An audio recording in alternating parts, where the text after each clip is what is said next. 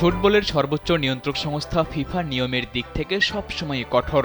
তাদের নিষেধাজ্ঞার কবল থেকে ছাড় পায়নি ভারতের মতো শক্তিশালী দেশ। এবার নিষেধাজ্ঞায় পড়েছে পাকিস্তান ফুটবল ফেডারেশন।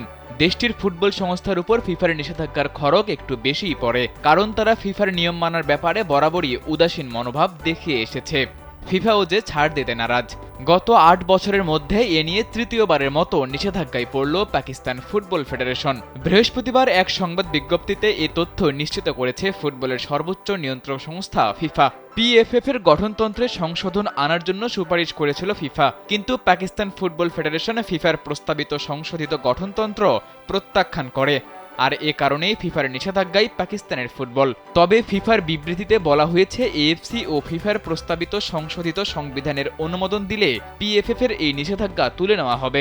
এই নিষেধাজ্ঞার কারণে পাকিস্তানের কোনো ফুটবল দল আন্তর্জাতিক প্রতিযোগিতায় অংশগ্রহণ করতে পারবে না, এমনকি ফিফার কাছ থেকে কোনো ধরনের সহায়তাও পাবে না দেশটি।